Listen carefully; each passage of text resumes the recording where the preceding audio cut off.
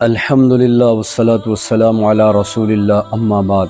اللہ نے ساری مخلوقات کو پیدا کیا اور ان ساری مخلوقات میں افضل اور اشرف مخلوقات انسان کو بنایا۔ 18,000 مخلوقات کا جس کو سردار بنایا وہ حضرت انسان ہے۔ اب انسان کو پیدا کرنے کے بعد اللہ نے سب سے بڑا انسانوں پر احسان کیا کہ اللہ نے انبیاء کا سلسلہ شروع فرمایا۔ آدم علیہ السلام سے یہ نبوت کا سلسلہ چلا ہے اور حضور صلی اللہ علیہ وسلم پر آ کر نبوت کا دروازہ بند ہو گیا۔ نبی آتے تھے، لوگوں کو دعوت دیتے تھے، یا ایھا الناس قولوا لا الہ الا اللہ تفلحوا۔ ہر نبی کی یہ ایک دعوت ہوا کرتی تھی کہ اے لوگوں لا الہ الا اللہ پڑھ لو، کامیاب ہو جاؤ گے۔ جو پڑھتے گئے وہ عزتوں کے تاج پہنتے گئے، دنیا آخرت میں کامیاب ہوتے چلے گئے۔ جنہوں نے ٹھکرایا ہمیشہ کے لیے اللہ نے ان کو عبرت کا نشان بنا دیا۔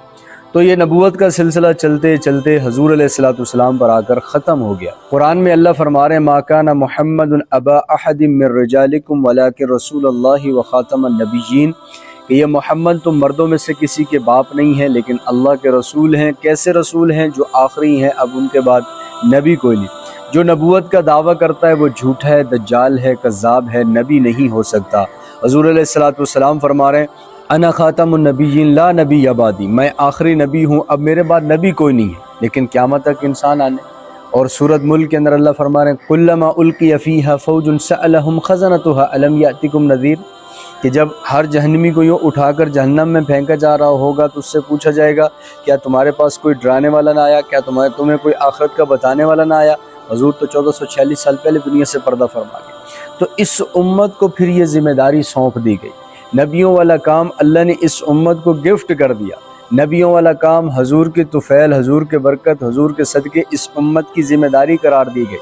پھر حضور کی رحلت کے بعد، حضور کے دنیا سے چلے جانے کے بعد صحابہ نے اس کام کا بیڑا اٹھایا اور صحابہ نے دعوت و تبلیغ کا کام اپنے سینے سے لگا کے اطراف عالم میں اس کام کو پہنچایا۔ پوری دنیا کے اندر صحابہ کی قبریں، پشاور کے اندر چگر مٹی صحابہ کی قبریں، سکھر صحابہ کی قبریں، چائنا صحابہ کی قبریں، افغانستان صحابہ کی قبریں، اردن کے اندر کتنے ہزار صحابہ کی قبریں ہیں۔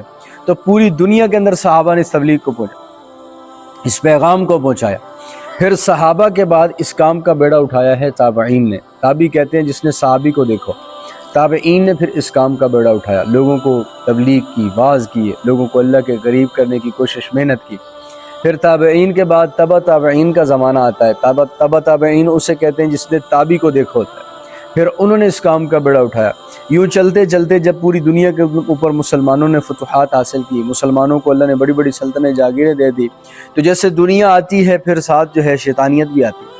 تو جیسے جیسے دنیا بڑھتی چلی گئی ویسے ویسے جو ہمارے حکمران تھے، لیڈر تھے، ان کے اندر ذوف آتا چلا گیا، ذوف ایمانی۔ وہ دنیا کی عیش و عشرت میں لگے، دنیا کی جو ہے وہ دنیا کی فراوانیوں میں مست ہو گئے، دنیا کو ہی اوڑھنا بچھونا بنا لیا۔ تو پھر دعوت والا کام جو تھا وہ چھوٹتا چلا گیا۔ جو اجتماعی شکل تھی دعوت کے کام کی وہ انفرادیت میں آ گئی۔ انفرادی سطح کے اوپر لوگ دعوت کا کام کرتے رہے یہاں تک کہ مولانا الیاس رحمۃ اللہ علیہ اس کام کو پھر اللہ نے اجتماعی شکل عطا فرمائی۔ محنت کی میواتیوں کے اوپر، بالکل جاہل جن کو نہ اللہ کا پتہ نہ دنیا کا پتہ، بس ان کو صرف زندگی، جانوروں کو چارہ ڈالنا، ہل چلانا، کسان کے جو کام کاج ہوتے ہیں وہی ہیں۔ مولانا الیاس رحمۃ اللہ علیہ نے محنت کی تو 9 سال کے بعد پہلی جماعت وصول ہوئی 3 دن کی وہاں سے۔ مولانا الیاس رحمۃ اللہ علیہ اس کام کو کرتے رہے۔ مولانا کی رحلت کے بعد ان کے بیٹے مولانا یوسف صاحب رحمۃ اللہ علیہ وہ جانشین ہوئے۔ مولانا الیاس رحمۃ اللہ علیہ کی اتنی فکر تھی کہ ساری رات جاگا کرتے تھے۔ ایک دن بیگم نے کہا کہ آپ ساری رات جاگتے، انہوں نے کہا جو مجھے فکر ہے آپ کو بھی لگ جائے تو جاگنے والے ایک نہیں 2 ہو جائے۔ امت کی فکر، امت کا غم ہوا کرتا تھا۔ پھر مولانا الیاس رحمۃ اللہ علیہ کی رحلت کے بعد، انتقال کے بعد، ان کے جانشین بیٹے مولانا یوسف صاحب رحمۃ اللہ علیہ بنے اور مولانا یوسف صاحب 18 گھنٹے دعوت دیا کرتے اور ایسی فکر تھی کہ اللہ اکبر۔ مولانا یوسف صاحب رحمۃ اللہ علیہ 1965 کے اندر لاہور پاکستان میں ان کا انتقال ہوا، تو یہاں سے پھر ان کی جو ہے میت انڈیا لے گئے اور وہاں پر ان کو دفنایا۔ مولانا یوسف صاحب نے مقرر کیا تھا مولانا انعام صاحب کو امیر، کہ مولوی انعام صاحب جو میرے بعد امیر ہوں گے۔ مولانا انعام صاحب نے بھی بڑا کام کیا تبلیغ کا۔ مولانا انعام الحسن صاحب رحمۃ اللہ علیہ نے امیر مقرر کوئی نہیں کیا، انہوں نے 12 بندوں کی شورا بنا دی اور کہا کہ یہ 12 بندوں کی جو شورا ہے یہی اس نظام کو دیکھے گی، اسی شورا کے اندر ایک جو ہے فیصل مقرر ہو جائے گا اور اس کے تحت یہ سارا نظام چلتا رہے گا۔ تو اس شورا کے اندر جو 12 بندے متعین کیے گئے تھے ان میں حضرت مولانا ابراہیم دیولہ صاحب دامت برکاتہم العالیہ، ان میں حاجی عبدالوہاب صاحب رحمۃ اللہ علیہ، ان میں مولانا سعد کاندلوی دامت برکاتہم العالیہ، یہ اس وقت چھوٹے تھے، ان کو بھی شامل کر دیا گیا۔ مولانا انعام الحسن صاحب کا جب انتقال ہو گیا تو یہ 12 بندوں پر شورا بن گئی۔ 12 بندوں پر جب یہ شورا متعین ہو گئی، بن گئی، تو مولانا سعد صاحب نے یہ فرمایا کہ اس کے اندر اب کوئی اور بندہ ایڈ نہیں کرنا، یہ ہمارے مولانا انعام الحسن نے مقرر کر دیا۔ دیکھو اگر تبلیغ کا کام شخصیت پر ہوتا تو مولانا یوسف صاحب جو ہیں وہ اپنے بیٹے کو بناتے، انہوں نے شیخ زکریا کے بیٹے مولانا انعام الحسن کو بنا دیا، تو انہوں نے اپنے بیٹے کی بجائے اپنے بیٹے کو نہیں بنایا، دوسرے مولانا انعام الحسن صاحب کو امیر بنا دیا۔ اب اگر تبلیغ کا کام شخصیت پرستی پر ہوتا تو مولانا انعام الحسن شورا کی بجائے اپنے بیٹے میں منتقل کرتے۔ تو جب یہ شورا بن گئی تو شورا کے اندر سے موت زندگی تو حق ہے، ایک گیا پیچھے 11 رہ گئے، دوسرا گیا پیچھے 10 رہ گئے، تیسرا گیا پیچھے 9 رہ گئے، کرتے کرتے 3 بندے رہ گئے اس شورا کے اندر، حاجی عبدالوہاب صاحب، مولانا سعد کاندلوی صاحب اور مولانا ابراہیم دیولہ صاحب۔ اب 2018 کے اندر حاجی عبدالوہاب صاحب کا بھی انتقال ہو گیا، تو 2016-15 کے اندر مولانا سعد صاحب نے فرمایا کہ اب ضرورت اس بات کی ہے کہ ہم اس کام کے اندر مزید حضور کا طریقہ لے کر آئیں، اور وہ یہ ہے کہ اللہ کے نبی نے اپنے خلیفہ مقرر فرمایا اور اپنا امیر ہوا کرتا ہے مسلمانوں کا ایک، اور میں چاہتا ہوں کہ میں اب ان میں سے ایک رہ گیا ہوں جو انعام الحسن صاحب نے شورا بنائی تھی، تو لہٰذا میری امارت کو تم تسلیم کرو، مجھے امیر مقرر کر لیا جائے۔ مولانا ابراہیم دیولہ صاحب جو تھے وہ مولانا سعد صاحب کے استاد ہیں، انہوں نے کہا نہیں ایسا نہیں ہو سکتا، تو نظام الدین مرکز کے اندر ہی کافی عرصہ یہ جو ہے ان بن رہی۔ پھر مولانا ابراہیم دیولہ صاحب، مولانا احمد لاٹ صاحب، انہوں نے گجرات کے اندر الگ مرکز بنا لیا، اور رائے ونڈ والوں نے مولانا سعد صاحب کو کہہ دیا کہ اب آپ رائے ونڈ نہیں آ سکتے جب تک کہ یہ مسائل حل نہیں ہو جاتے۔ بڑے اکابر نے کوشش کی، مفتی تقی عثمانی صاحب ان میں سر فہرست ہیں، قطر کے اندر بھی ان کے جو ہے اکٹھ ہوئے، اجتماعات ہوئے، اکٹھا کیا گیا کہ کوئی جو ہے کوئی صورت نکل جائے، کوئی ایسا حل نکل جائے کہ امت کا شرازہ بکھرنے کی بجائے اتحاد میں آ جائے، اتفاق میں آ جائے۔ اس جملے کے بعد، اس مولانا سعد صاحب کی بات کے بعد جو مولانا سعد صاحب کے خلاف پروپیگنڈے کیے گئے، الامان کیا کچھ نہیں کیا گیا، یوٹیوب کے اوپر ویڈیو بنا کر شیئر ہوتی رہی، گروپ بن گئے، ایک گروپ دوسرے کی ویڈیو بنا رہا ہے، وہ گروپ ان کی ویڈیو بنا رہا ہے، جو ظلم تھا، زیادتی تھا، اور امت کو تقسیم کیا جا رہا تھا، نفرتیں بکھیری جا رہی تھی، اور مولانا سعد صاحب دامت برکاتہم العالیہ کو طرح طرح کی جو ہے الزامات تراشی کا سامنا کرنا پڑا۔ ادھر دونوں طرف ہمارے بڑے ہیں، لیکن کسی ایک کی ذاتیات کو چھالنا، کسی کی ذات کو ٹارگٹ نشانہ بنانا، ہمارا اسلام، ہمارا دھرم، ہمارا مذہب اس چیز کی ہمیں قطعاً اجازت نہیں دیتا۔ تو اب اختلاف جو باقی ہے رائے ونڈ کا اور مولانا سعد صاحب نظام الدین والوں کا، وہ یہ ہے کہ وہ چاہتے ہیں امیر مقرر ہو جائے، اور رائے ونڈ والے چاہتے ہیں کہ شورا کے تحت یہ نظام چلتا رہے۔ مولانا سعد صاحب بھی حق پر ہیں، رائے ونڈ والے بھی حق پر ہیں، اور اللہ کے نبی فرما رہے ہیں علماء کا آپس میں اختلاف رحمت ہوا کرتا ہے۔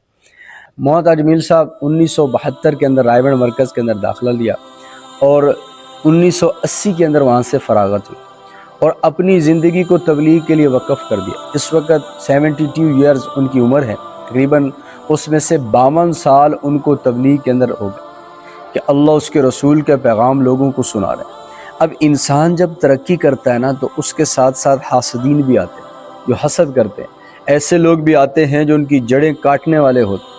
اب مولانا تاج میل صاحب رائے ونڈ مرکز کے اندر جو ہے بیانات ان کے شروع ہوئے، باہر اسفار ہو رہے ہیں، اجتماعات میں بیان ہو رہے ہیں، اور مولانا کو جو ہے ہر جگہ لے کے جایا جا رہا ہے۔ حاجی عبدالوہاب صاحب رحمۃ اللہ علیہ مولانا تاج میل صاحب سے بڑی محبت، شفقت، پیار والا معاملہ کرتے تھے۔ ایک بات مشہور ہے کہ مولانا حاجی عبدالوہاب صاحب ان سے ناراض تھے، غلط بات ہے، جھوٹی۔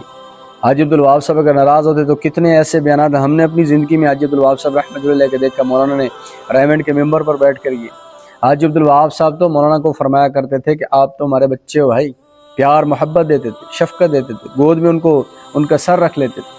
تو حاجی عبدالوہاب صاحب کی مولانا تاج میل صاحب سے محبت، جتنے بھی حاجی عبدالوہاب صاحب کے ساتھی، ان کے خادمین اس وقت موجود ہیں، وہ اگر بددیانتی نہ کریں، سچ بولیں، تو یقین کرو آپ کو پتہ چل جائے گا کہ حاجی عبدالوہاب صاحب رحمۃ اللہ علیہ کتنی مولانا تاج میل صاحب سے محبت کیا کرتے تھے۔ پھر جب انسان ترقی کرتا ہے تو حاسدین پیدا ہوتے ہیں، اور حاسدین کی کوشش ہوتی ہے اس کو کسی طرح ذلیل کرنا، اس کو کسی طرح نیچا دکھانا ہے، اس کو کسی طرح جو ہے اس مقام سے گرانا ہے، لیکن المعز تو اللہ ہے، عزت دینے والا تو اللہ ہے، اللہ کے سوا نہ کوئی عزت دے سکتا ہے، نہ ذلت دے سکتا ہے، نہ نفع دے سکتا ہے، نہ نقصان دے سکتا ہے۔ چین، سکون، راحت، اطمینان، سارے کام بنانے والی ذات صرف ایک اللہ کی، اللہ کے سوا کوئی نہیں کچھ کر سکتا۔